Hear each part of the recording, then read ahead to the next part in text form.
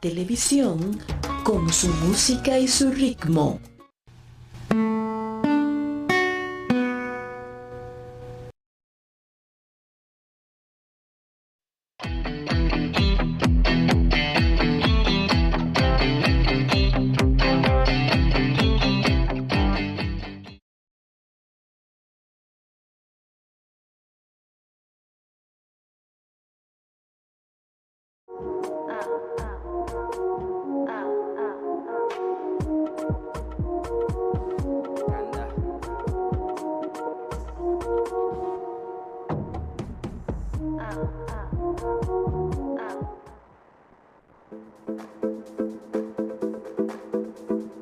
Programa recreativo con elementos de lenguaje, salud, sexo y violencia tipo A que puede ser presenciado por niños, niñas y adolescentes sin la supervisión de madres, padres, representantes o responsables.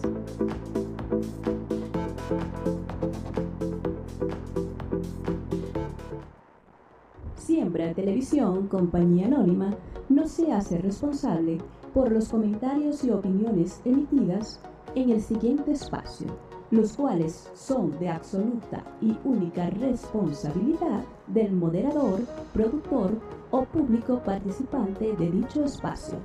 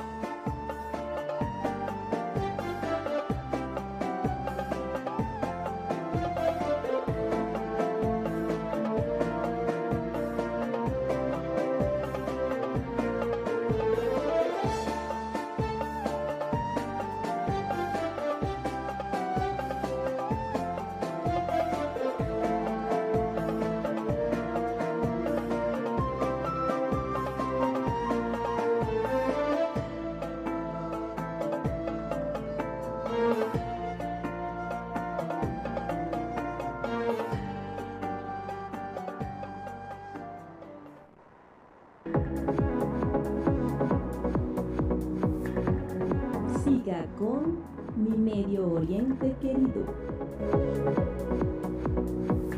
Siembra TV más cerca de ti.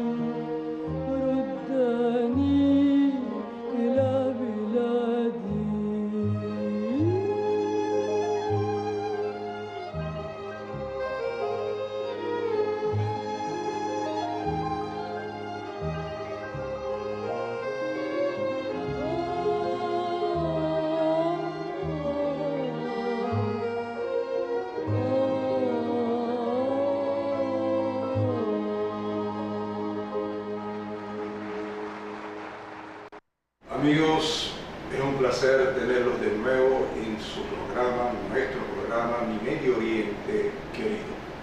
Un Medio Oriente querido pero convulsionado que trata de buscar de alguna forma la tranquilidad y la paz desde hace muchos tiempos y a través de muchos acuerdos que han sido pulverizados a través del tiempo. Lamentablemente, la situación de nuestro país, Venezuela, estamos aclamando y reclamando la paz, porque la paz y las conversaciones son las únicas que nos pueden llevar al sendero de la tranquilidad.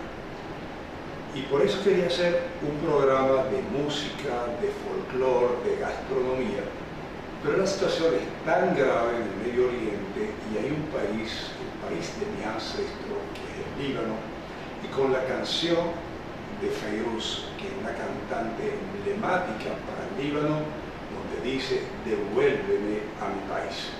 Un país de 10.000 kilómetros cuadrados que hoy vive su peor momento. Israel acaba de declararle la guerra al partido de Dios, Hezbollah. Había matado a uno de sus líderes, fue Chakr, y ha amenazado el Líbano de invadir.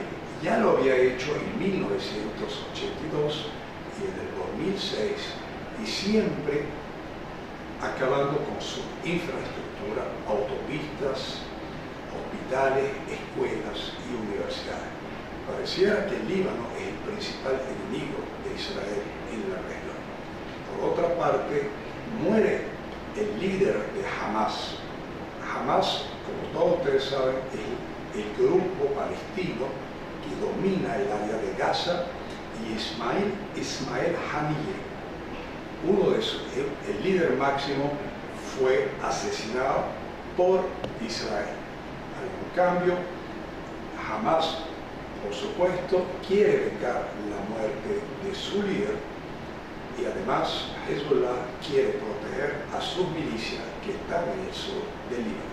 Este programa, con la ayuda y la atenuación de Fairuz con su cantante, con sus canciones que nos evoca a este país tan hermoso como el Líbano, el país de mis ancestros, tratamos de atenuar tanto aquí y allá y clamar y rezar por una paz, tanto en nuestra querida Venezuela y tanto en el Medio Oriente.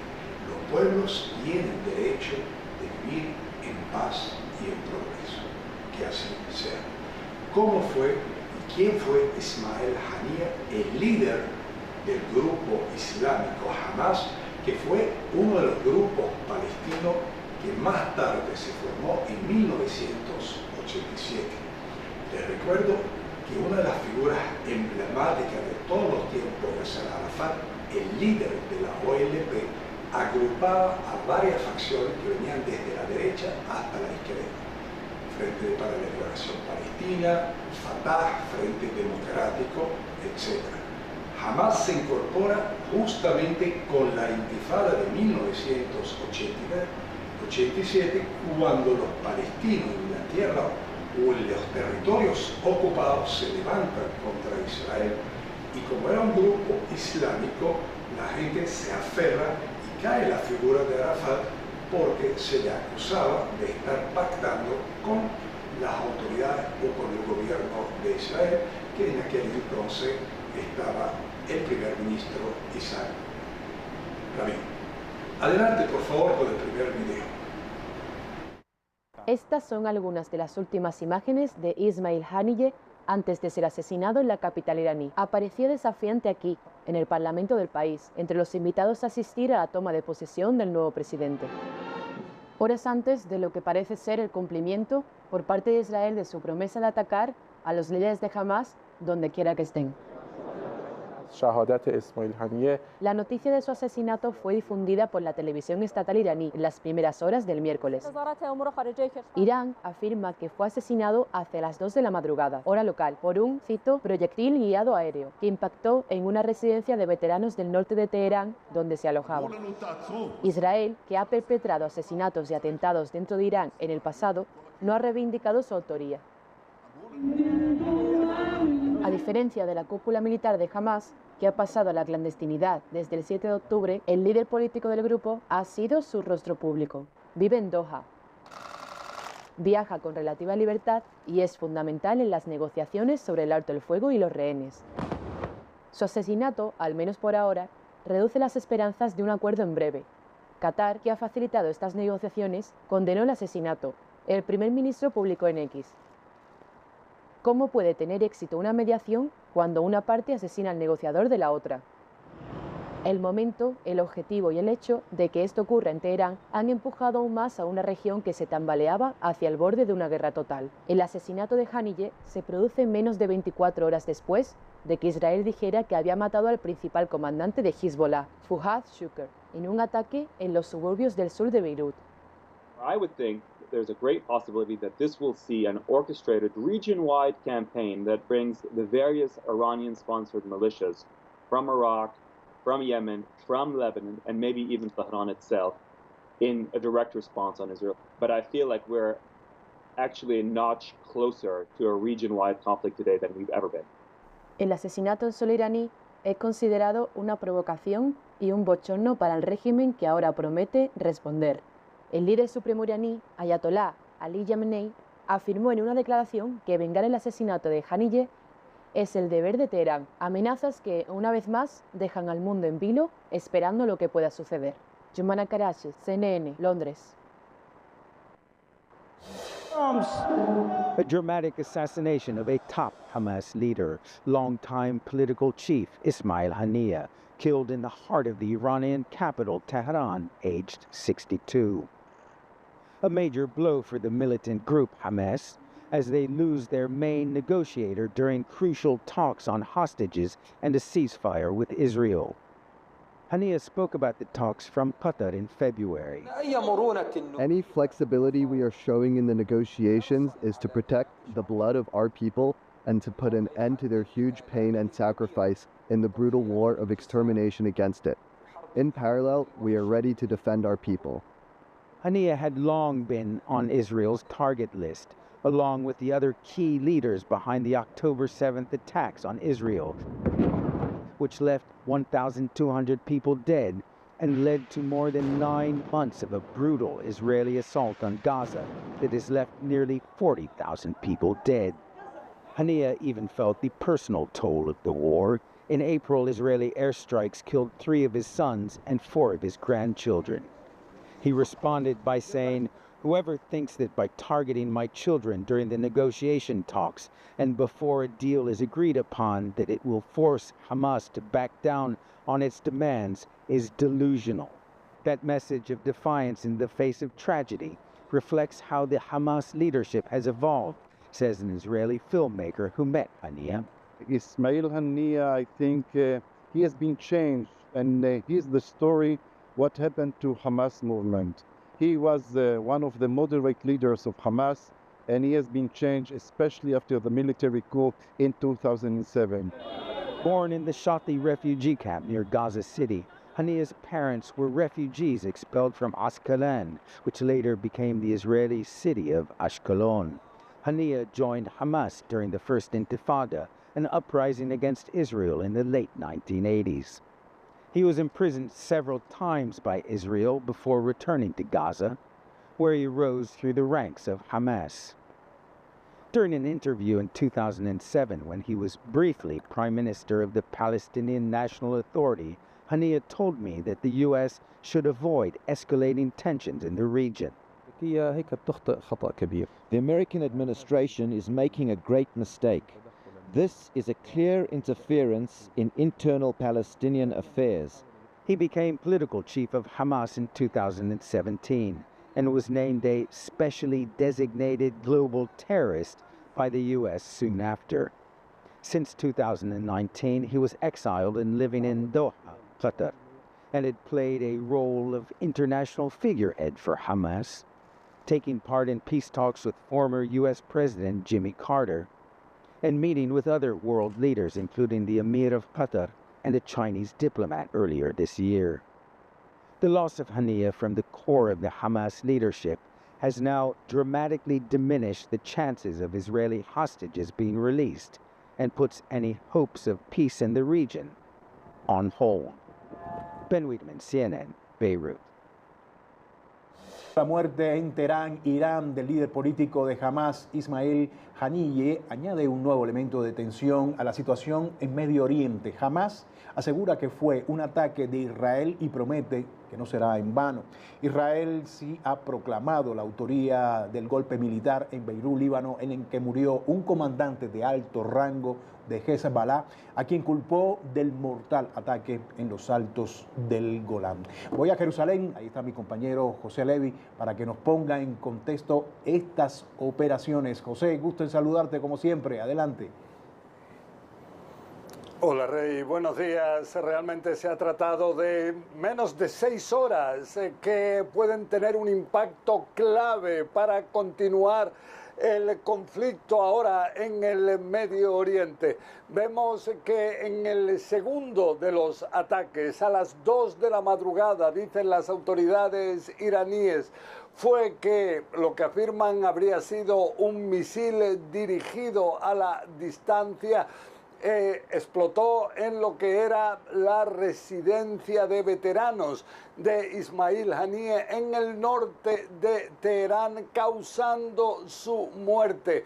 No hay imágenes del lugar, lo único es que se sabe que Ismail Haniyeh había participado poco antes en la ceremonia de inauguración del presidente de Irán, de Masoud Pezeshkian, y entonces ahora lo que asegura el líder supremo de esta República Islámica, el Ayatollah Ali Khamenei, es que se trataba de un huésped de ellos y que la respuesta de Irán contra Israel será especialmente dura. Todo esto cuando es de señalar que Ismail Haniyeh era el líder político de Hamas. Aparte está Yehia Sinwar, que es el líder, se considera fundamental de Hamas, que se encuentra en el interior de Gaza. Pero Ismail Haniyeh siempre ha tenido un papel central en esta organización. Yo mismo, cuando hace poco más de 20 años entrevisté al líder y fundador de Hamas, el jeque Ahmed Yassin, a su lado, su mano derecha, era Ismail Haniyeh, ahí también estaba él. It is quite a spectacular achievement by Israel. We're still waiting for all the details, of course, but a strike within Iran to kill the top political leader of Hamas is quite an achievement, and it will, of course, be a big shock, not just to Hamas itself, but to its main sponsor, which is Iran, and a tremendous embarrassment for Iran that he should be killed within Iranian soil, if all those details turn out to be true. The fact that the information is coming from Hamas suggests that it must be true.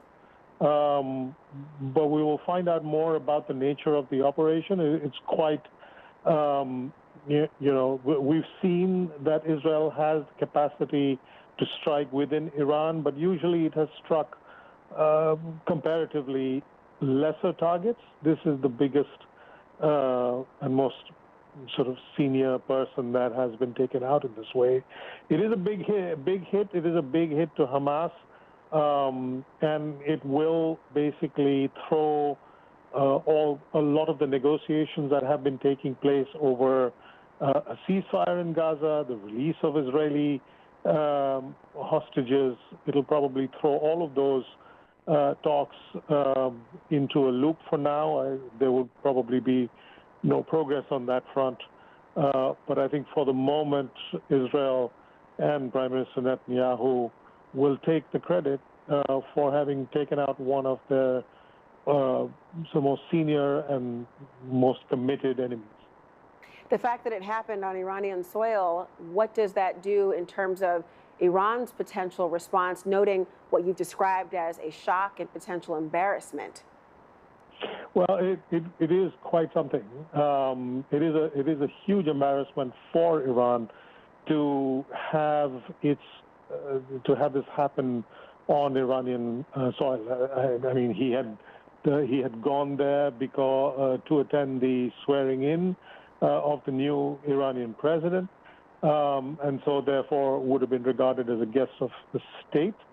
To have such a prominent figure killed by your sworn enemy on your home soil, that is quite a blow for Iran and for its prestige, particularly among its network of proxy militias like Hamas and Hezbollah and the Houthis in Yemen.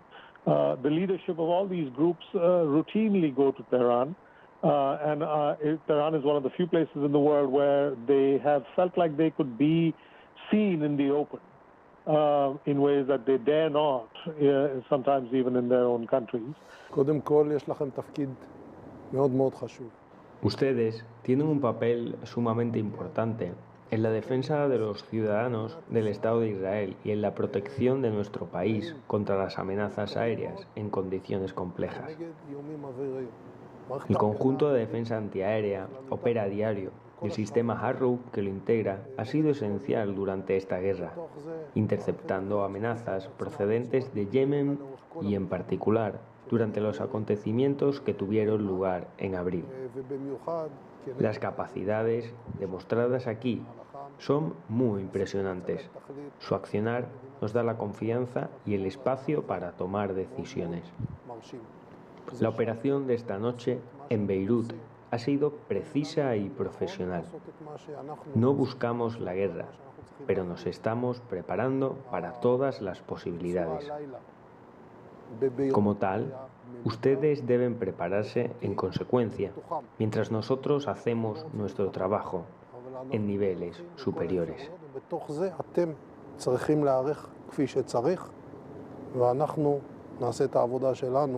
לכל הדרגים שמעליכם. תודה רבה והרבה הערכה.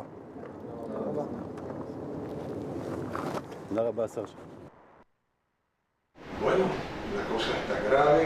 Irán se siente que el atentado contra Haniyeh ocurrió en su territorio y ahora hay todas estas relaciones y movimientos diplomáticos para parar la guerra porque Irán quiere atacar. Irán no tiene fronteras con Israel, pero sí tiene misiles de largo alcance y ha amenazado. Están entrando los países árabes, hay países árabes que tienen relaciones diplomáticas con Israel, algunos países del Golfo, Egipto, para tratar de frenar esta guerra y llegar a un acuerdo y una paz mucho más amplia y parar la guerra. Pero esto en este momento luce lejano. Estados Unidos ha dicho que ya no tiene nada que ver con el atentado de Haniyeh y que es responsabilidad de Israel. Seguimos viendo cuestiones sobre el atentado que ocurrió contra este gran líder de Hamas, Ismail Haniyeh. Adelante, por favor.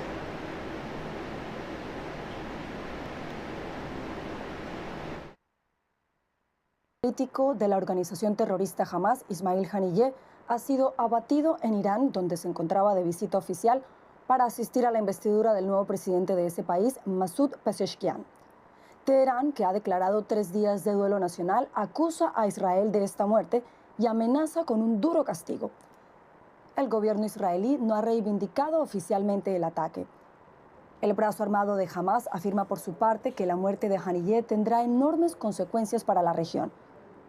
También ha habido reacciones desde Líbano, Siria, China, Rusia y Qatar, entre otros, condenando este hecho y alertando sobre el riesgo de que se extienda el conflicto. Según Hamas, Ismail Haniyeh será enterrado este viernes en Doha, donde residía desde hace años. Y para ampliar informaciones sobre esta muerte del líder de Hamas, Ismail Haniyeh, nos acompaña Francisco Carrión. Él es ex corresponsal en El Cairo y periodista del Independiente. Francisco, es un gusto saludarte. Gracias por estar con nosotros. Saludos. Francisco, ayúdanos por favor con un perfil de Ismail Haniyeh. ¿Quién era este hombre y qué representa su muerte? Pues Ismail Haniyeh era el máximo líder político del ala política de Hamas. Había nacido en un campo de refugiados en la Franja de Gaza. Tuvo el poder, fue el primer ministro de la Franja de Gaza antes de autoexiliarse en Doha, en Qatar. Era además la persona de enlace con Irán, que es el principal valedor internacional de Hamás, el que ha financiado al grupo y el que además ha proporcionado el entrenamiento y la tecnología que ha hecho posible la sofisticación de los ataques de Hamás, como el del 7 de octubre, que además supuso un gran golpe para Israel. Fue y es la jornada más sangrienta de la historia del país en sus 78 años de historia. Ismail Haniyeh era además el encargado de las relaciones internacionales del grupo, de manejar las relaciones con el resto de facciones palestinas y de su reconciliación, y era además un perfil más pragmático y más moderado comparado con los que hoy dirigen la organización en el interior de la Franja de Gaza. Francisco, pero ¿estamos hablando realmente de un golpe que puede debilitar a Hamás? Es difícil saberlo. Además, Hamás es una organización que sabe reemplazar muy bien a sus líderes, que tiene un organigrama muy extendido, tiene parte de su dirigencia en el exterior. Posiblemente el líder que asuma ahora la dirección del grupo, la dirección política del grupo, sea Khaled Meshaal, que también procede de la Franja de Gaza, que también tuvo cargos de responsabilidad en Gaza y que también se autoexilió en Doha. Es un perfil distinto al de Ismail Haniyeh porque tiene mejores relaciones con Turquía, con la Turquía de Erdogan, pero es un perfil también moderado que ha apostado por las negociaciones. Yo creo que lo que habría que insistir y subrayar hoy es que la una de las mayores consecuencias que tiene este golpe, que a pesar de que es el mayor trofeo para Netanyahu desde el inicio de la guerra, de la operación militar terrestre en la Franja de Gaza, es también un golpe y una mala noticia para las familias de los rehenes, de los 115 rehenes que siguen en manos de Hamás y otros grupos palestinos en la Franja de Gaza, porque socava de manera directa, muy directa, los esfuerzos internacionales para la mediación. La última ronda se llevó a cabo en Roma el pasado fin de semana. Esa mediación que lidera Qatar y Egipto, con ayuda también de Estados Unidos, es una muy mala noticia para los tres países, para Biden porque supone alejar la perspectiva de un acuerdo que ponga fin a la guerra, al menos de manera temporal, y libere a los rehenes, y también para Egipto y Qatar, que han mostrado su frustración en público porque, como decía el primer ministro qatarí, no se puede negociar, no se puede tener actores serios en una negociación cuando una parte de la negociación asesina al que es el negociador de la otra parte, porque recordemos además, esa ha sido la figura, el papel, el rol que ha tenido Ismail Haniyeh en estos meses, ha sido el principal negociador por parte de Hamás en esas conversaciones indirectas entre Israel y Hamás mediadas por Qatar y Egipto.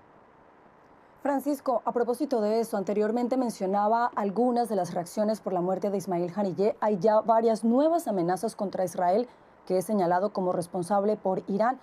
Pero ¿cómo puede impactar este hecho entonces la guerra en Gaza y los otros frentes que tiene abiertos Israel en Cisjordania, con Hezbollah, con los rebeldes hutíes? Netanyahu habla de que hay 7 frentes abiertos y parece que lo que quiere es elevar la apuesta y, como dice Qatar, agitar la región para llevarla al caos. Parece ser que esa es la ecuación política en estos momentos de Netanyahu, en contra además de lo que quiere la administración Biden. Lo que sí es cierto es que las consecuencias regionales pueden ser inimaginables. Irán ha sido llamado a responder por muchos condicionantes. Primero porque Ismail Haniyeh era un huésped que ha sido atacado en suelo iraní, en una casa además de la Guardia Revolucionaria iraní en Teherán, por un misil teledirigido probablemente desde Israel. Irán tiene que responder. Lo que sí es cierto es que con su experiencia, con la experiencia previa que nos dejan estos casi 10 meses de guerra, Irán probablemente tenga una respuesta calculada dentro de una serie de márgenes, porque no le interesa una guerra abierta regional, porque le interesa mantener esa guerra en zonas grises que ha marcado las hostilidades entre Irán históricas y Israel en estas últimas décadas. Pero sí es cierto que puede responder a través de una serie de actores regionales que tiene Hezbollah, que debe además responder por lo que sucedió ayer en Beirut, ese ataque que mató a un alto comandante de la milicia chií-libanesa, y también los hutíes. Recordemos además que los hutíes hicieron una demostración de fuerza hace 2 semanas golpeando el centro de Tel Aviv con un dron que perfeccionaron sus ingenieros y que pudo además sobrevolar un espacio y una distancia de 2.600 kilómetros. Un dron de fabricación iraní perfeccionado por los hutíes en Yemen, que sobrevoló parte de África, Egipto y el mar Mediterráneo hasta golpear Tel Aviv, sorteando todas las defensas aéreas que tiene Israel, que son muchas, porque recordemos es uno de los países más avanzados en la tecnología para detectar misiles procedentes tanto de Irán como de esos actores regionales de influencia iraní. Así es, Francisco. La semana pasada Hamas, Fatah y otras facciones palestinas, recordemos, firmaron en China un acuerdo político de unidad nacional temporal. ¿Cómo puede afectar la muerte de Ismail Haniyeh este pacto? Si lo afecta de alguna manera, por supuesto. Pues fíjese, si hablamos la semana pasada de que era muy complicado el escenario de un acuerdo inicial de reconciliación entre las facciones palestinas, hoy lo es más, porque lo que supone esta liquidación política de Ismail Haniyeh es que se corta uno de los contactos, de los vehículos de contactos de Hamas con el resto de facciones palestinas. Haniyeh era un firme defensor de esa reconciliación dificilísima con Fatah, con la rama palestina que lidera el presidente de la Autoridad Nacional Palestina, Mahmoud Abbas, desde una Cisjordania ocupada y sitiada por los asentamientos israelíes ilegales. Y es un escenario que se complica aún más esta semana con la desaparición de Haniyeh, porque tiene además una consecuencia directa, y eso también hay que subrayarlo, en el propio organigrama de Hamas. Los que salen beneficiados con la desaparición, con la salida de escena abrupta de Haniyeh, es el ala más radical de Hamas, que es la que pergeñó los ataques del 7 de octubre y la que maneja la resistencia y la respuesta militar al ejército israelí desde el interior de la Franja de Gaza. Y son sobre todo dos personas: Yehia Sinwar, el escurridizo líder político de Hamas en la Franja de Gaza, que estaría oculto en esa vasta red de túneles que sigue teniendo Hamas y que ha dado durante los últimos años bajo la Franja de Gaza. Y el segundo sería Mohamed Deif, que es el comandante de la rama militar, el principal líder de la rama militar de Hamas, la brigada Al-Qassam, que Israel dice haber matado, aunque no confirma con absoluta probabilidad, hace 2 semanas en un ataque israelí en la Franja de Gaza, que mató, eso sí, a alrededor de 90 palestinos que estaban alrededor. Son esas dos personas las que han salido ganando hoy con la liquidación política de Ismail Haniyeh, porque desaparece uno de los perfiles más moderados, más pragmáticos, más abierto, no solo a la reconciliación con los palestinos, sino hacia a la posibilidad de iniciar de alguna manera, aunque ahora parezca remota, una reconciliación, un acercamiento hacia la solución de los dos estados, que trata de revivir la diplomacia occidental con el horizonte último de acabar con 78 años de conflicto, de un conflicto además que polariza al mundo y que además alimenta la tensión en Oriente Medio. Pues estaremos muy atentos a las consecuencias que pueda tener esta muerte de Ismail Haniyeh en Irán. Francisco Carrión, muchas gracias por habernos acompañado. Un saludo. Lo digo claramente, son 78 años de conflicto, de guerras, de éxodo masivo de la población, de campamentos en los países vecinos, y uno de los países vecinos, el Líbano, el Perdoso, la Suiza del Medio Oriente.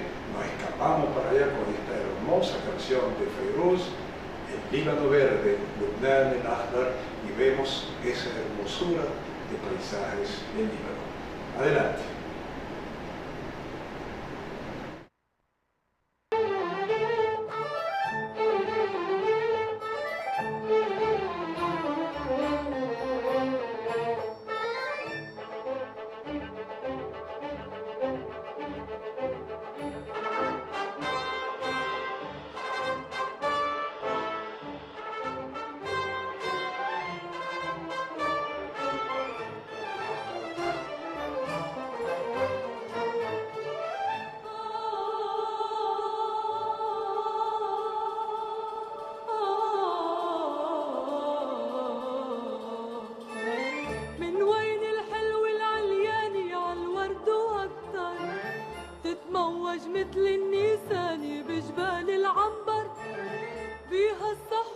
وترش غناني وتقول وتسكر حليان الدنيا حليان بلبنان الأخضر لبنان الأخضر لبنان الأخضر حليان الدنيا حليان بلبنان الأخضر عالي عالي بهالليالي ودوني حبي نتراب الغالي عالي عالي بهالليالي ودوني حبي من تراب الغالي يا براجو أكبر من كل شي تعمر يا براجو أكبر من كل شي تعمر حليان الدنيا حليان بلبنان الأخضر لبنان الأخضر لبنان الأخضر حليان الدنيا حليان بلبنان الأخضر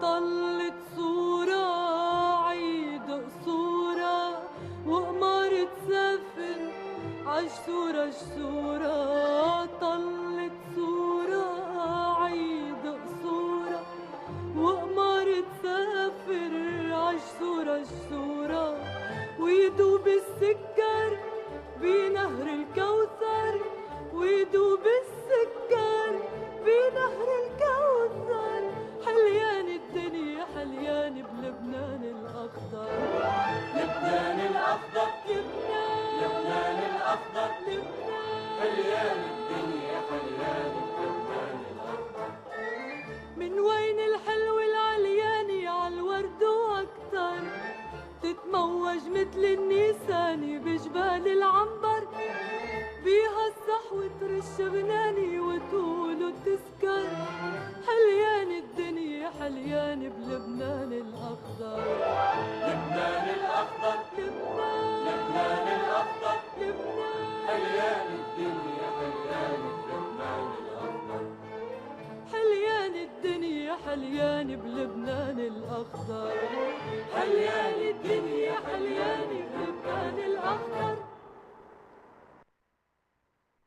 El Líbano, su paisaje, su historia, emigrantes que abandonaron estas hermosas montañas para escaparse del yugo del Imperio Turco Otomano, ahí 1860, América del Sur y sus grandes países lo recibieron con los brazos abiertos.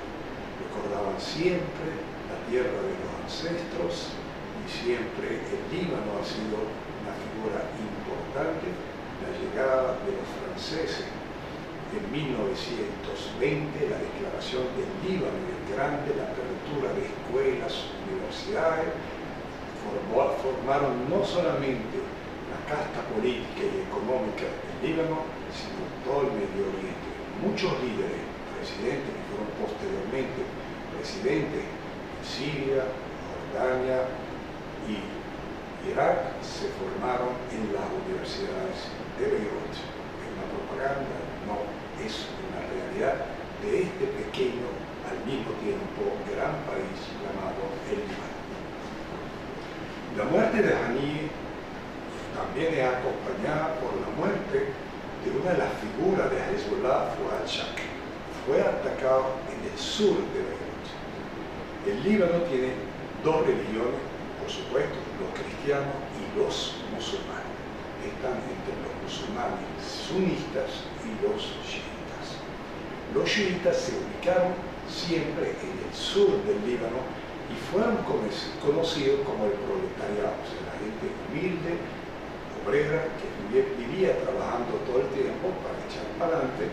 Inclusive ellos fueron lo que dominaron la parte militar a partir de 1981 con el resurgimiento del Partido de Dios, y comandaron también la lucha contra la ocupación de Israel, que en 1982 entró al Líbano y ocupó todo el sur del Líbano. La resistencia libanesa, donde había varios partidos, estaba también Hezbollah que finalmente lograron en los años 2000 de sacar a Israel del sur del Líbano.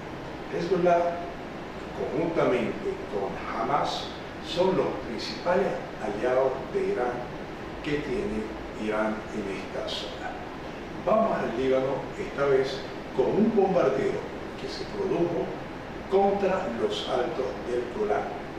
Por eso, en esta segunda parte vamos a hablar de los altos del Golán para que puedan entender ese complejo panorama de los países del Medio Oriente. En 1967, de la guerra en junio de los 7 días, Siria pierde los altos del Golán y Egipto, con su figura Nasser, el famoso Gamal Abdel Nasser, pierde al desierto de Sinai. Los altos del Golán tienen un territorio de 1000 kilómetros cuadrados y hay una población drusa, musulmana drusa. Nosotros acá en Venezuela tenemos emigrantes en Calabozo, en Maracay, en Valencia, que son drusos, emigrantes, muy trabajadores, muy buenas personas, y estos que están de mayoría drusa tuvieron que quedar bajo el dominio desde 1967 de Israel. Algunos se fueron hacia la otra parte, que es Suaida, o la montaña de los árabes, justamente en el sur de Siria, y algunos se quedaron en los altos del Golán. Muchas veces Siria reclamó que este territorio les pertenece. En 1973, en la batalla de octubre de 1907, recuperó parcialmente los altos del Golán, pero posteriormente los perdió.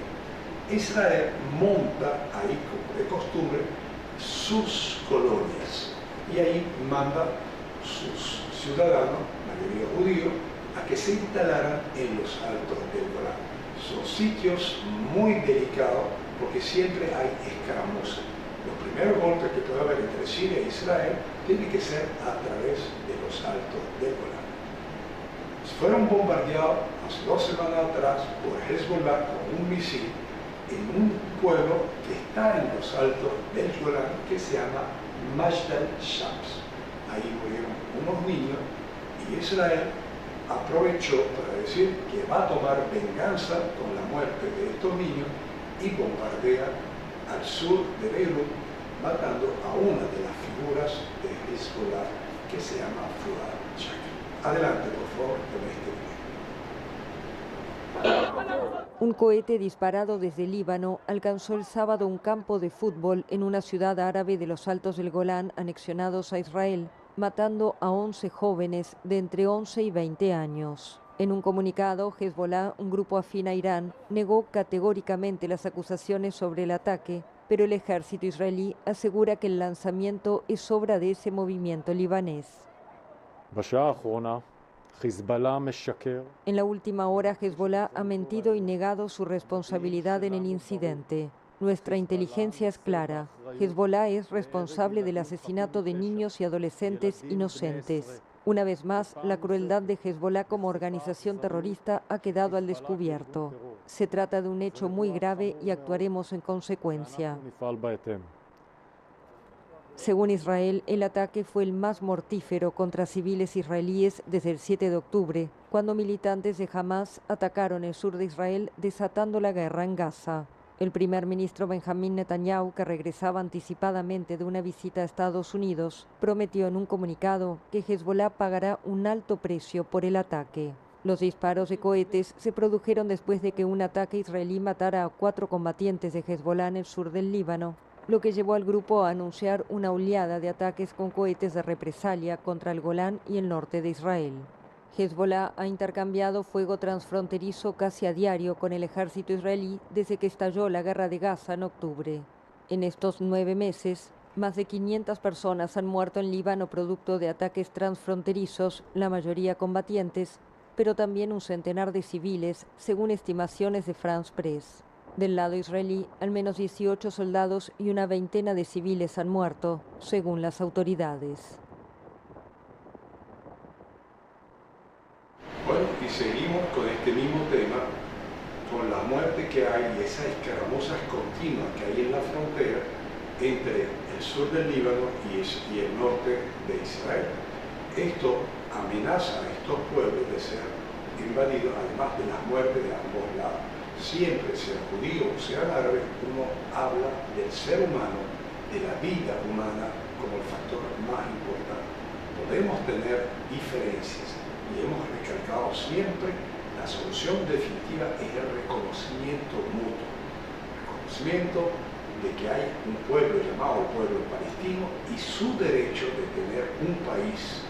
No podemos seguir toda la vida escamoteando el derecho del pueblo palestino a tener su identidad y su país.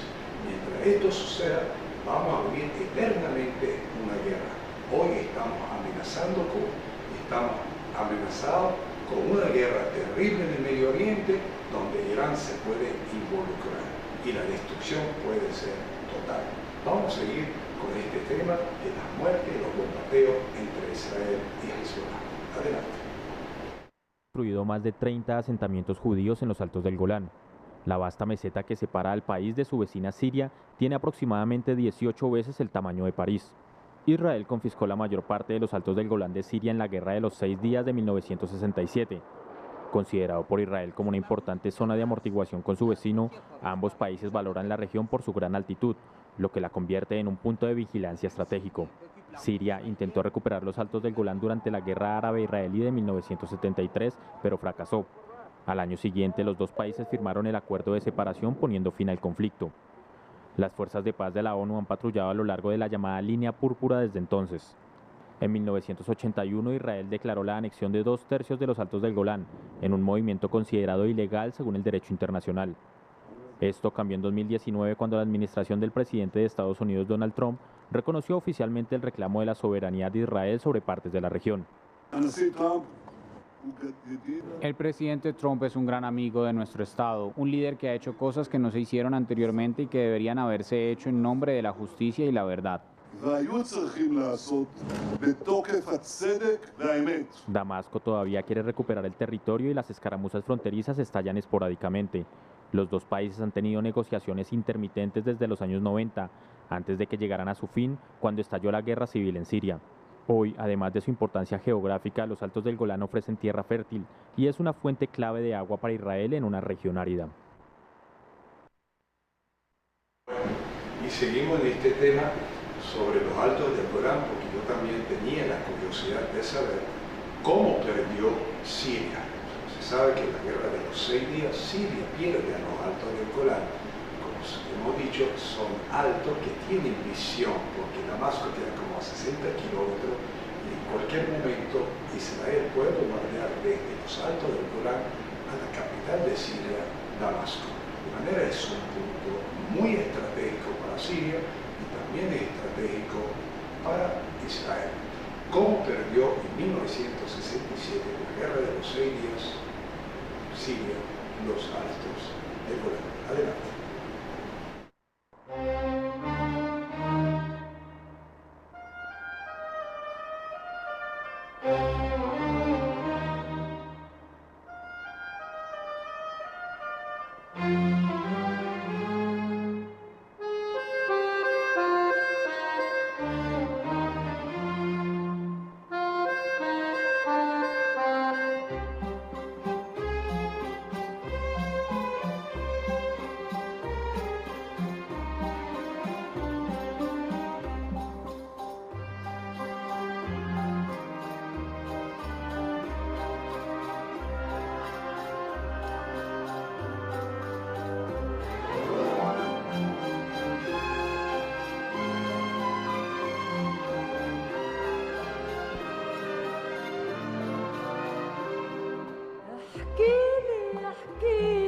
عن بلدي احكيلي يا نسيم اللي مارق عالشجر مقابلي عن اهلي حكاية عن بيتي حكاية عن جار الطفولة حكاية طويلة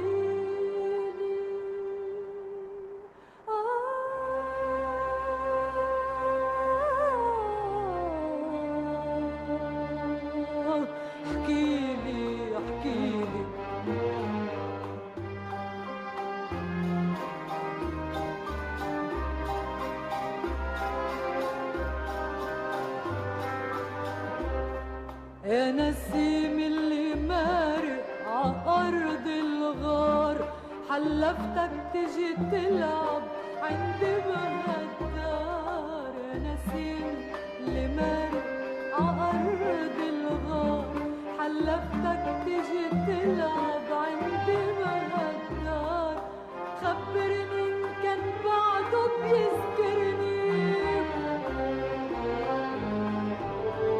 ببلدي وعالسهرة نطرني خبرني إن كان بعده بيذكرني ببلدي وعالسهرة نطرني ساعات الفرح القليلي حبيبي احكيلي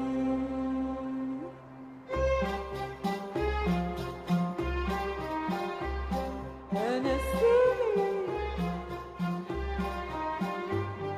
عن أهلي عن بيتي عن جار الطفولة حكاية طويلة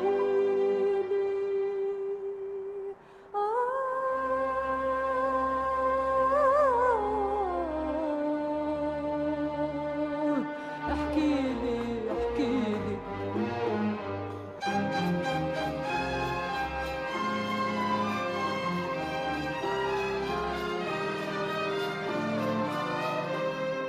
حلفتك خبرني كيف حال الزيتون والصبي بفي الطاحون حلفتك خبرني كيف حال الزيتون والصبي بفي الطاحون خبرني حلفتك خبرني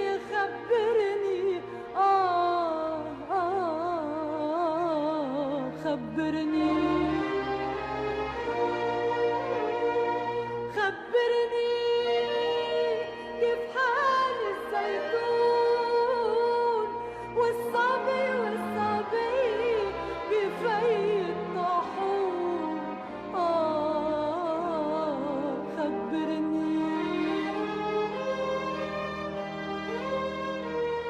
واللوز والعرض وسمانا هوهني بلدنا وهوانا واللوز والعرض وسمانا هوهني بلدنا وهوانا زهر الأيام البخيلة حبيبي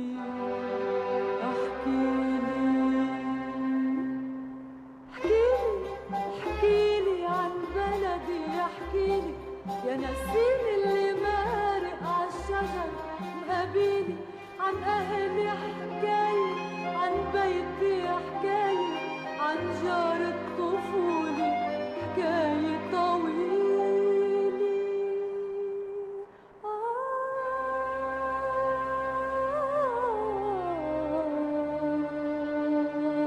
احكيلي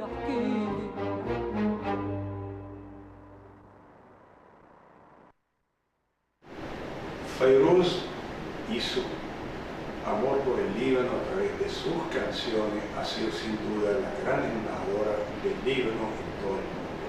Amortigua la pena que sentimos por estos conflictos y nos lleva a este hermoso país y nos pregunta que siempre desde hoy, desde cuando estamos en la universidad, ¿cómo es el Líbano?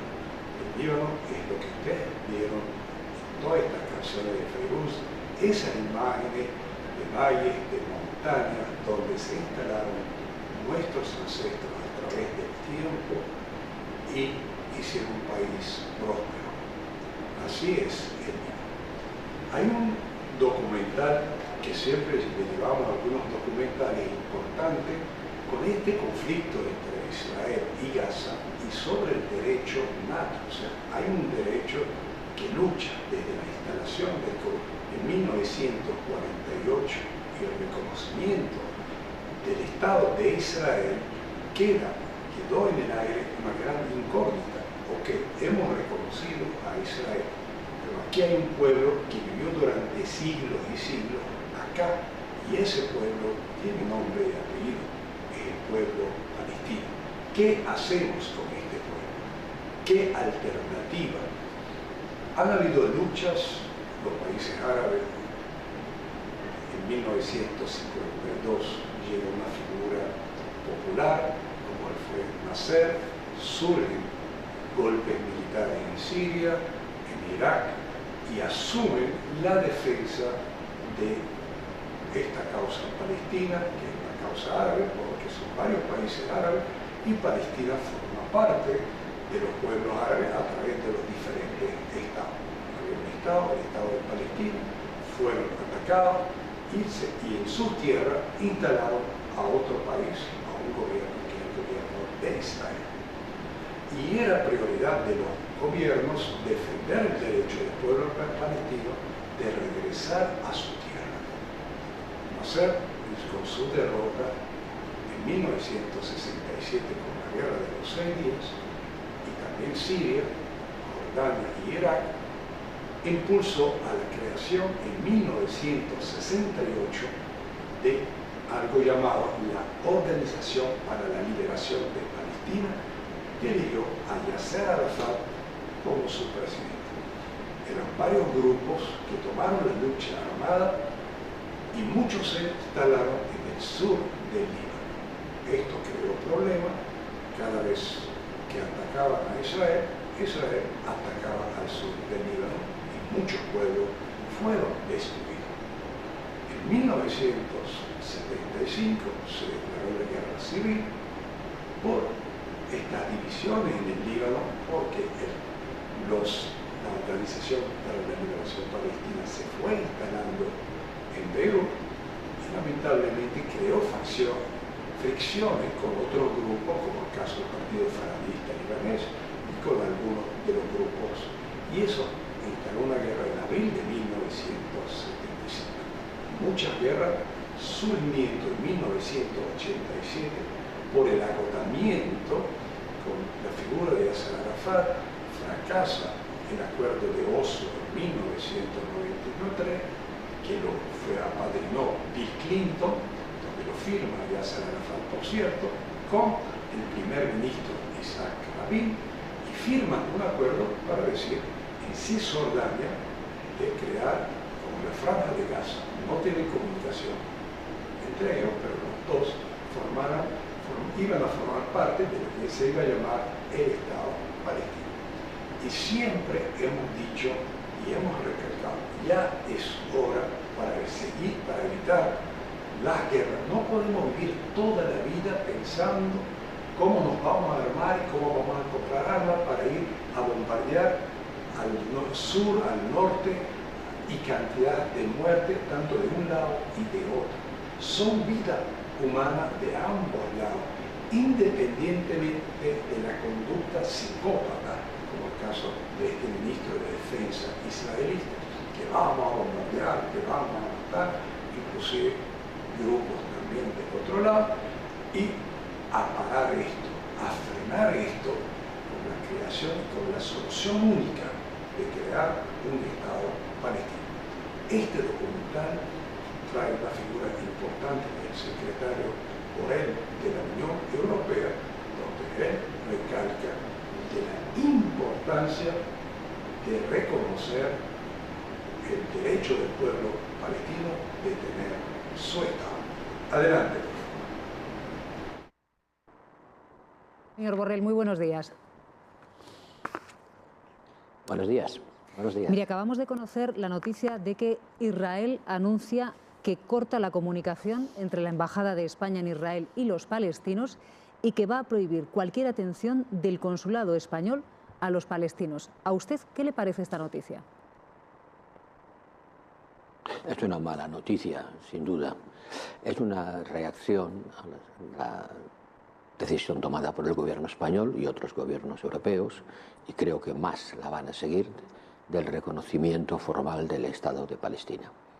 Desgraciadamente, cada vez que alguien toma una decisión para apoyar la construcción de un Estado palestino, algo que todos en Europa apoyan, bueno, unos más que otros, pero formalmente esta es la posición de la Unión Europea, la reacción de Israel es convertirlo en un ataque antisemita. Y bueno, yo creo que hay que fijar claramente la diferencia. Una cosa es criticar al gobierno de Netanyahu, que es un gobierno elegido democráticamente, pero que puede ser criticado como cualquier gobierno en el mundo. Y otra cosa es adoptar posiciones antisemitas o anti-Israel. Esto creo que es un juego en el que no podemos aceptar. Israel tiene que aceptar ser criticado si alguien considera que no hace bien las cosas. Y ciertamente lo que está pasando en Gaza levanta una enorme preocupación en Europa y en el mundo. Y otra cosa es que al hacer eso, cuando se dice que eso refuerza a Hamás, pues mire usted, yo lo veo al revés, porque el mundo palestino está dividido entre una autoridad que reconocemos, a la que financiamos, con la que nos relacionamos. Yo voy a recibir al primer ministro de Palestina esta semana que viene en Bruselas, y una organización terrorista, Hamás, a la que consideramos como tal. Reforzar a la autoridad palestina no es reforzar a Hamás, es lo contrario, es dar más fuerza a aquella parte de la sociedad palestina a la que reconocemos y con la que trabajamos. Decía usted que a lo mejor había más países en las próximas semanas o en un corto periodo de tiempo que puedan dar ese paso, que darán la semana que viene España, Irlanda y Noruega. ¿A usted le consta eso? No sé si eso podía ya ir oficializando en muchos países la posición que usted mismo definía de la Unión Europea, del reconocimiento de los dos estados, y donde todavía quedan pues, Francia, Alemania, que no han dado ese paso. No, voy a ser preciso en mi expresión porque yo tengo que representar a los 27 países y no puedo decir nada que incomode a ninguno. La posición oficial de la Unión Europea es apoyar la construcción de dos estados. El de Israel ya está construido y el otro está por construir, el Estado de Palestina. Es buscar una solución al conflicto a través de la coexistencia entre dos estados. No es el reconocimiento ahora de un Estado palestino. En eso no todos los países europeos están de acuerdo. España, el gobierno español y otros gobiernos han tomado una decisión de ir adelante y dar un apoyo político al proceso de construcción del Estado de Palestina. Por lo que sé, y no le puedo decir más, otros estados han estado considerando esta posibilidad y todavía la consideran y están trabajando en ello. Si acabarán haciéndolo, no lo sé, pero Eslovenia, por ejemplo, ya ha lanzado un proceso parlamentario para hacerlo. Y otros países lo están discutiendo internamente. Pero sí, es verdad, hay otros que consideran que todavía no ha llegado el momento. Usted ha citado a Alemania y así es, no es la única. Pero el gobierno español, el gobierno irlandés, junto con Noruega, por cierto, y seguramente Eslovenia, han decidido dar un paso al frente y dar un impulso político al proceso. Es su decisión soberana. Pero en eso la Unión Europea está muy dividida. Usted, señor Borrell, comparte la idea de que la masacre que está perpetrando Israel en Gaza atenta contra el sistema occidental de valores. Me refiero a la paz, a la igualdad, a la justicia, a la proporcionalidad. Muchos ministros europeos, muchos, el canciller de Alemania, por ejemplo, la ministra alemana, yo creo que casi todos los que se han expresado han dicho que consideran que el número de muertes entre la población civil causada por la respuesta israelí a los ataques de Hamás, hay que recordarlos, dicen, ha causado demasiados muertos. Demasiados. Bueno, si son demasiados, debe ser que la respuesta no es proporcional. No hay una decisión formal diciendo lo que usted dice, pero hay muchos países europeos que así lo piensan. Y en todo caso, todos tratan de hacer presión sobre el gobierno de Netanyahu para que desarrolle las actividades bélicas de una forma que no cause, como ellos mismos dicen, tantos muertos. Mi pregunta es, ¿cuántos son tantos? ¿Cuántos son demasiados? ¿Dónde está el límite?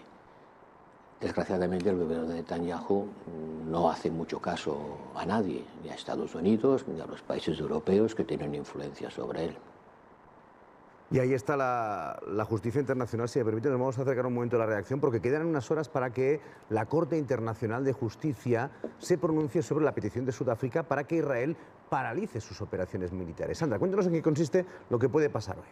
Sí, recordemos que Sudáfrica denunció en diciembre a Israel acusándolo de cometer un genocidio con su guerra en Gaza, denuncias que se han ido ampliando en los meses posteriores, y además se pidieron medidas cautelares a Israel que no ha cumplido, aunque no se pidió un cese del fuego. Durante las audiencias públicas que se celebraron la semana pasada, Pretoria denunció que la impunidad institucionalizada de Israel está permitiendo la aniquilación de los palestinos en Gaza, con la ofensiva en Rafah como fase final de esta destrucción, a lo que Israel dijo que su guerra es trágica y que tiene un precio humano terrible, pero negó que fuera un genocidio y pidió al tribunal que no se involucre.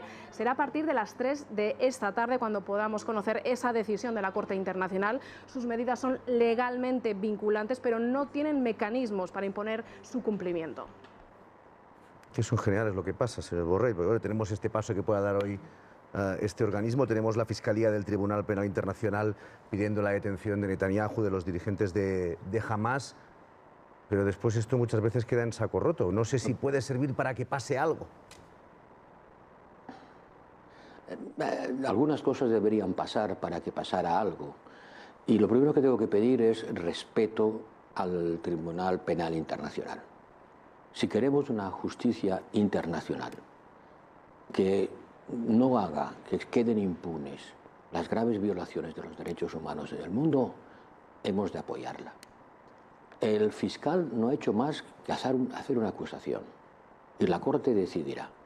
Y mientras tanto yo pido a todo el mundo, empezando por el gobierno de Israel, pero también a algunos gobiernos europeos, que no intimiden a los jueces, que no les amenacen, que no traten de influir sobre decisión, eso, con amenazas en algunos casos y descalificaciones muy duras.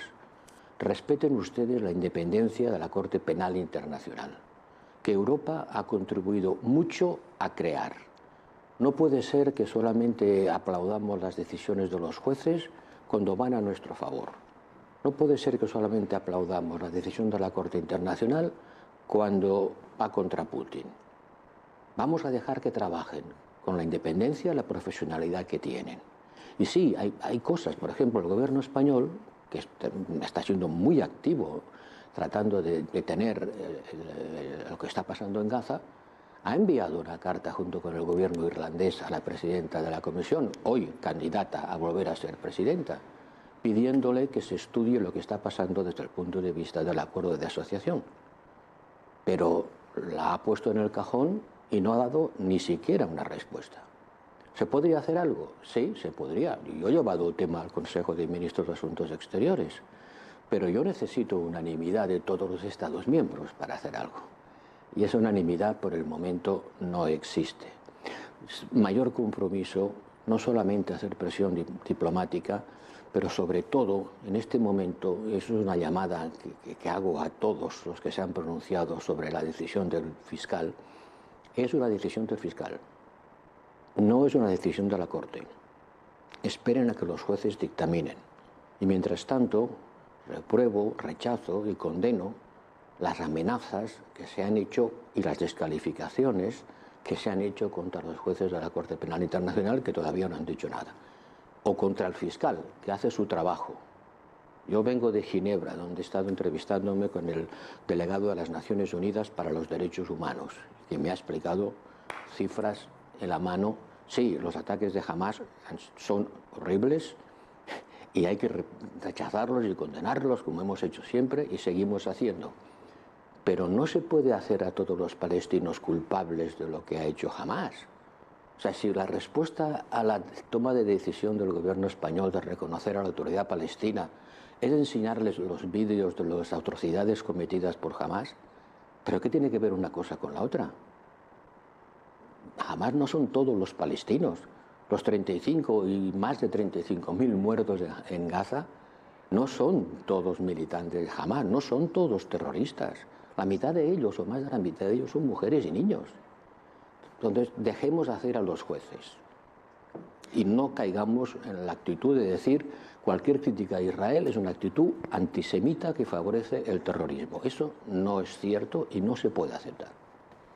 Señor Borrell, hablemos de la Corte Internacional de Justicia. Si finalmente decidiese y confirmase y dictase la orden de detención internacional contra el primer ministro israelí, contra Benjamín Netanyahu, ¿los países de la Unión Europea aplicarían esa orden de detención?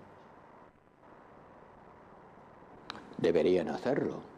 El canciller de Alemania, por ejemplo, ya se ha pronunciado. Creo que le han preguntado y ha dicho sí, naturalmente que sí. La Corte Penal Internacional es en buena parte un invento europeo. Somos los que más hemos trabajado para que se construya. Estados Unidos no la reconoce, Rusia no la reconoce, China no la reconoce. ¿Quién la impulsa y la reconoce? La Unión Europea. No podemos tener una doble vara de medir. Pero yo de momento no me pronuncio sobre lo que los jueces van a decir. Solamente pido que no se les intimide, que no se les amenace, que no se les descalifique, que no se les sancione, que no se considere que lo que ha hecho el fiscal al presentar un caso es una actitud antisemita, es un regalo jamás, y otras lindezas que hemos escuchado que son rechazables por su propia naturaleza, por simple lógica. Y reconocer a la autoridad palestina, las reconocemos, por Dios, pero si yo me siento al lado de ellos cuando voy a las Naciones Unidas, pero si el presidente de la autoridad palestina se dirige a la Asamblea General de las Naciones Unidas, pero se la financiamos los europeos, si les damos más de 500 millones al año para que se mantenga existiendo con todos sus problemas y dificultades, no mezclemos las cosas. La autoridad palestina no es jamás, al contrario, están profundamente enfrentados. De manera que reconocer al Estado palestino, que es dar fuerza a la autoridad palestina, no es hacer un regalo jamás. Todo lo contrario. No se puede decir, vengan ustedes que les enseñaré las atrocidades que ha hecho Hamás. Sí, sí, claro, hay que verlas, reconocerlas y condenarlas. Pero la asimilación de los millones de palestinos que hay en toda la Palestina ocupada, y estoy utilizando una terminología internacional, legal, Cisjordania es un territorio ocupado, donde, por cierto, se producen graves violaciones de los derechos humanos de los palestinos que allí viven, que condenamos desde la Unión Europea. Hemos llegado incluso a sancionar simbólicamente a algunos de estos colonos violentos, que atacan los convoyes, que transportan la ayuda humanitaria y la destruyen, sabiendo que al otro lado hay gente que se muere de hambre. Pongamos las cosas en su sitio y utilicemos la palabra con precaución. Yo trato de hacerlo. Reconocer el Estado de Palestina, que naturalmente hoy como tal Estado que controle sus fronteras, su territorio y organice la vida de sus ciudadanos no existe, pero que queremos que exista, al menos eso decimos, eso no es un apoyo, no es un regalo al terrorismo, es una manera de buscar una solución pacífica a un conflicto que dura ya 100 años. Sí, señor Borrell, un par de cosas más breves de otros asuntos al margen de lo que está pasando en Gaza. Le hemos visto pronunciarse en los últimos días sobre las palabras de Milei aquí en España. El gobierno ha llegado ya a la retirada del embajador en Buenos Aires, de la embajadora en este caso. No sé si le preocupa por las consecuencias ya que pueda tener no solo en España, sino para las relaciones entre la Unión Europea y Argentina. Bueno, mire, yo he dicho lo que creo que diplomáticamente debo y puedo decir en mi condición, no de representante del gobierno español, sino de la Unión Europea. Mi condición de español no hace que tenga que alinearme con la posición del gobierno español, que por cierto se defiende muy bien. Pero sí tengo que decir dos cosas. Primero, para nosotros el estado de bienestar, nosotros los europeos, el estado de bienestar y la redistribución fiscal para conseguir una sociedad cohesionada es una parte fundamental de nuestro modelo político. Y francamente, el ataque frontal, directo, que ha venido a hacer en España el presidente de Argentina contra este modelo político, acusándole de todos los males, pues no es una cosa que nos parezca adecuada. Naturalmente no estamos de acuerdo, pero además no nos parece adecuado, porque el sistema de protección social, la redistribución, el estado del bienestar... Yo he sido secretario de Estado de Hacienda. Que ahora alguien venga a decirme que he estado robando a los ciudadanos de forma violenta por establecer un sistema fiscal que permite pagar las pensiones y garantizar la sanidad y la educación, pues esto no es solamente un problema de España, esto es un problema del modelo político-social europeo. Y en segundo lugar, ¿qué quiere que le diga? Hay algunas prácticas de sentido común. O sea, que yo sepa, la esposa del presidente del gobierno de España no está imputada en ninguna causa. Entonces, que el presidente de una república amiga, de un pueblo amigo, diga que en España tenemos un problema gravísimo porque estamos todos corruptos y en particular una señora que no está imputada por nada. ¿Sabe usted cuando Bolsonaro criticó duramente a la esposa del presidente Macron hace unos años? Hubo un movimiento de rechazo a este tipo de comportamientos que no están en nuestra cultura política. En nuestra cultura política el debate es vivo y a veces crudo, pero descalificaciones basadas en falsedades debemos erradicarlas de la vida política. Y yo lo digo con pena, porque para mí Argentina es un país especialmente querido. No sé si lo sabe, pero yo tengo la doble nacionalidad. Yo soy español y argentino, porque mi padre nació en Argentina.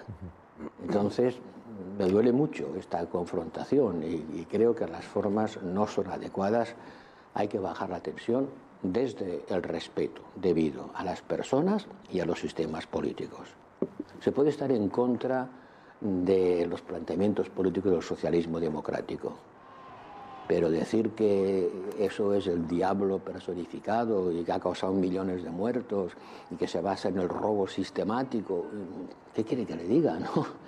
No nos parece que sea la forma adecuada de debatir en política. Señor Borrell, mire, una pregunta más para terminar, una pregunta personal. ¿A usted su coherencia en los conflictos de Ucrania y de Gaza le ha pasado algún tipo de factura? ¿Si tengo que hacer, perdón, algún tipo de qué? No, si su coherencia a la hora de abordar el conflicto... No sé si podemos establecer esa comunicación. Señor Borrell, ¿me escucha?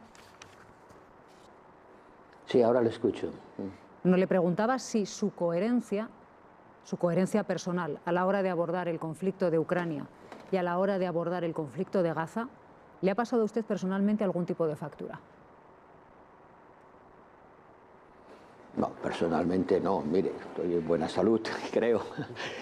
Pero es una situación complicada porque en la guerra de Rusia, de la agresión rusa contra Ucrania, Europa ha estado muy unida, con alguna excepción. Ahora tenemos algún país que ya no quiere seguir participando en la ayuda militar a Ucrania. Cuidado que empezamos a tener alguna grieta en esa unidad. Pero en la guerra de Gaza hemos estado muy divididos. Y a mí, que me toca representarles a todos, a veces se me hace difícil, porque representarles a todos a la vez es imposible. Unos están a favor y otros en contra. Unos están muy a favor de apoyar a Israel dentro de los límites del derecho internacional, dicen. Y en cambio otros creen que hay que ir a un alto el fuego inmediato.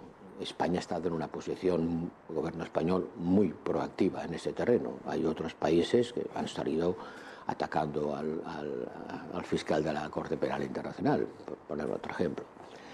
Mi trabajo es tratar de ponerlos juntos en una posición común que sea coherente entre lo que decimos y hacemos en Ucrania y lo que decimos y hacemos en Gaza. Debemos demostrar al mundo que no tenemos dobles estándares, pero desgraciadamente la percepción que tiene hoy el mundo es que sí los tenemos. Y eso, desde el punto de vista geopolítico, de la relación de Europa con el resto del mundo, pues naturalmente me preocupa, porque ese es mi trabajo, no solamente enfrentarme a las guerras, sino a las relaciones con todos los países emergentes. Hoy estoy en Florencia, mañana estaré en Singapur, con los países del sudeste asiático, y sí, tengo que hacer frente a muchas críticas. Cuando nos dicen, ustedes no valoran igual un muerto en Ucrania que un muerto en Gaza. Pues precisamente esa dificultad que usted comentaba, le agradecemos todavía más que, una vez más, haya estado aquí en Televisión Española en la hora de la 1 analizando este momento complejo por el que pasa Gaza, también las relaciones con Argentina. Gracias, que tengan buen día.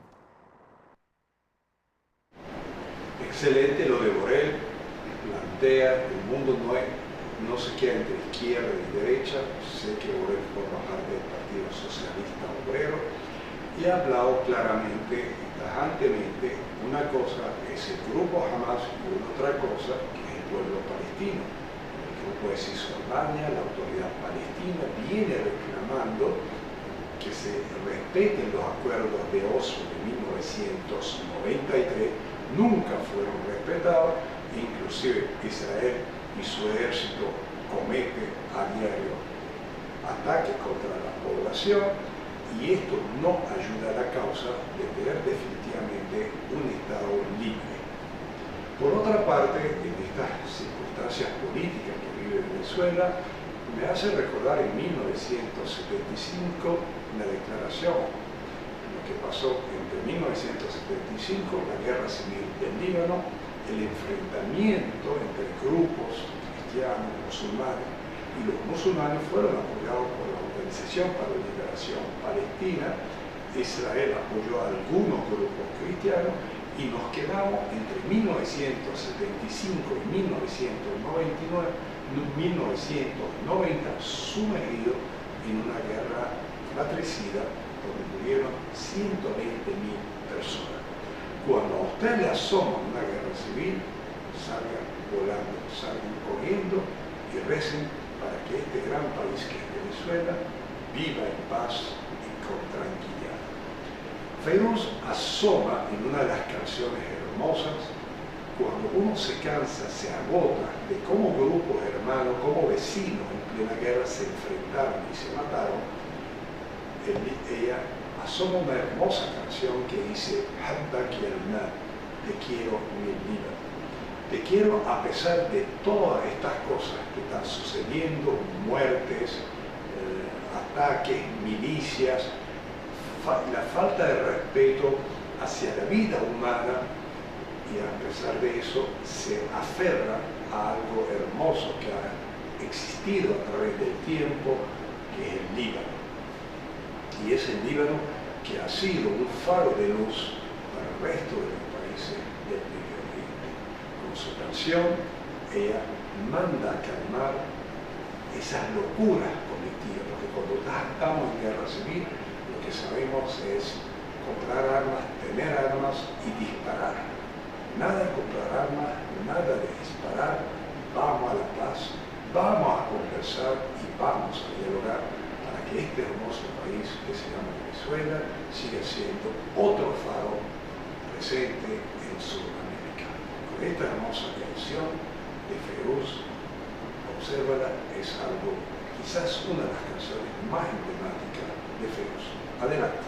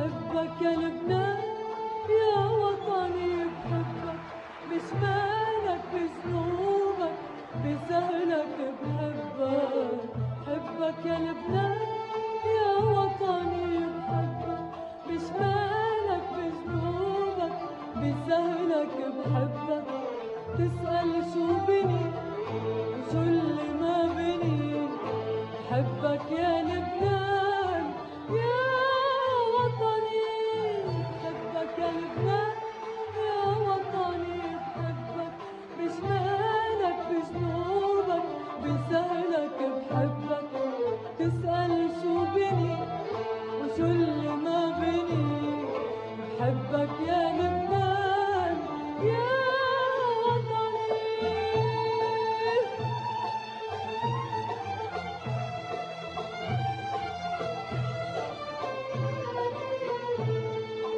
عندك بدي ابقى ويغيبوا الغياب اتعذبوا اشقوا يا محلى العذاب عندك بدي ابقى ويغيبوا الغياب اتعذبوا اشقوا يا محلى العذاب واذا انت بتتركني يا اغلى الاحباب الدنيا بترجع كذبي وتاج الارض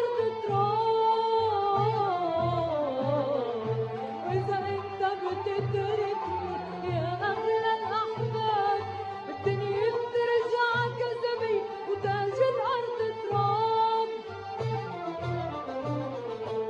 بفقرك بحبك وبيعزك بحبك بفقرك بحبك وبيعزك بحبك أنا قلبي عقيدي لينساني قلبك والسهرة عبابك أغلى من سني وبحبك يا لبنان يا وطني بحبك يا لبنان يا وطني بحبك بجمالك بذنوبك بسهلك بحبك تسأل شو بني وشو اللي ما بني بحبك يا لبنان يا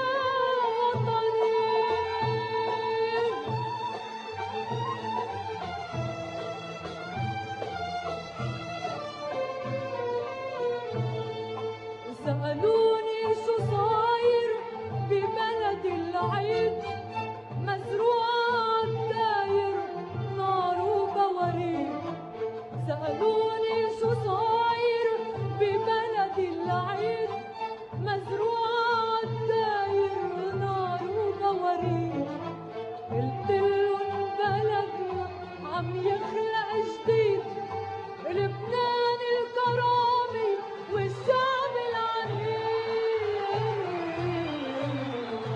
قلتلن بلدنا عم يخلق جديد لبنان الكرامي والشعب العنيد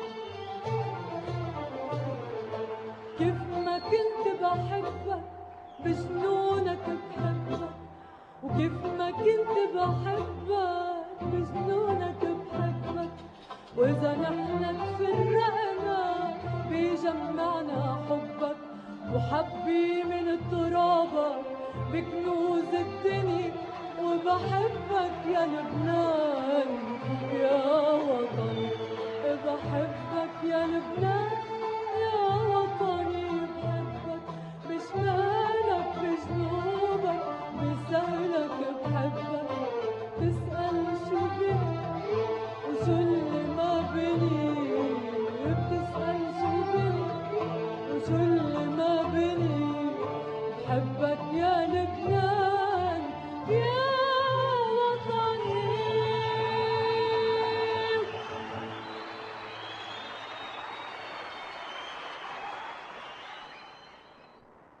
Excelente el tema de Feiruz, Bحبك يا لبنان, te quiero mi Líbano, con tus locuras, con tu guerra, a pesar de que no estoy de acuerdo con la guerra, pero me aferro a mi Estado y sigo luchando por la paz.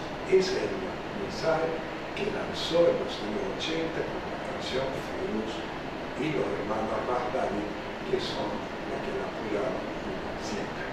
Hay un mensaje de la amiga Yurima Correa, que ha sido siempre nuestra principal televidente, que siempre ha seguido en estos programas, y nos mandó un mensaje y considero que es muy certero, coincido plenamente con ella. Dice: doctor, buenas noches, saludo, yo sigo su programa y veo que Palestina, un Estado, o sea, la lucha por un Estado palestino, que quiere tener su poderío y su libertad plenamente perfecto, pero mientras Israel no lo permita, vamos a seguir con esa disyuntiva, porque ellos quieren apoderarse de todo y de ahí viene el conflicto de la guerra. Saludos, familia Morgado Correa. Es correcto, no hay un espacio. Netanyahu, lo dijo en su habitación, en el documental, de que Netanyahu, siempre hemos hablado y no hace caso. Él sigue bombardeando, sigue matando, y ahí entramos en el campo de la psiquiatría, donde surgen figuras de todas partes que son psicópatas, que siempre van delante, no miden y matan. Como no se tratan de los hijos de ellos se dan el lujo porque han ganado votos, o que supuestamente una democracia los llevó a ser primero ministro, presidente de la República, y ellos consideran que tienen el certificado o tienen una tarjeta para matar a todo el mundo. Lamentablemente, estas figuras como Netanyahu y otros tienen que ser condenadas, y por eso hablamos del Tribunal Internacional, del Tribunal Penal Internacional, para buscar una persona como Netanyahu, que no es otra cosa que es un asesino. Estamos llegando al final del programa. El Líbano ha sido tierra de santos. Ustedes conocen la historia de San Charbel, que ha sido el santo emblemático del Líbano, específicamente de los cristianos católicos maronitas, que es una fracción católica, pero viene de San Marón, un monje que estaba instalado en Alepo, en el norte de Siria. Él con sus discípulos del siglo 8 o 9 se acercó a las montañas del Líbano, en este caso el norte del Líbano, Sharm el-Este y el Valle de los Santos, que es conocido también como el Valle de Canún. A través de los siglos fueron moviéndose hacia Beirut, que es la capital del Líbano, y se instalaron en el norte de Beirut, en lo que se conoce actualmente como Monte el Líbano. Entre el Monte el Líbano y el sur y el norte del Líbano están la mayoría católicos maronitas. Tiene su patriarca, tiene dos cardenales actualmente, uno de ellos es Raed, pero sucedió la semana pasada en la beatificación de un patriarca que nació en 1630 y lo traigo como, ahí le estoy metiendo un segundo, porque es del pueblo de mi padre, el pueblo de mi ancestro, en el norte del Líbano, una montaña, fue patriarca y lo beatificaron. Le dejó varias cosas que ha hecho, milagros en cantidad, y el Vaticano lo certifica, y esa beatificación va a ocurrir pronto en Roma. Ya hicieron en Belgrado varias iglesias en honor a él. Es considerado el beato patriarca Stefano Duay. Vamos a pasar este último video sobre la vida de él. Antes de este video termina nuestro programa, quiero saludar a toda la gente que nos sintoniza siempre, a la señora Laura Iscanda, mi hermana, a mi esposa, la doctora Ivette Roselov, a Julina Correa y a muchos amigos que nos acompañan todos los viernes a las 6 de la tarde. Es un placer, un gran placer para mí estar con usted, transmitiendo la cultura, historia y música de mis antepasados. Esta hermosa tierra del Medio Oriente, convulsionado, pero es bien querido. Adelante.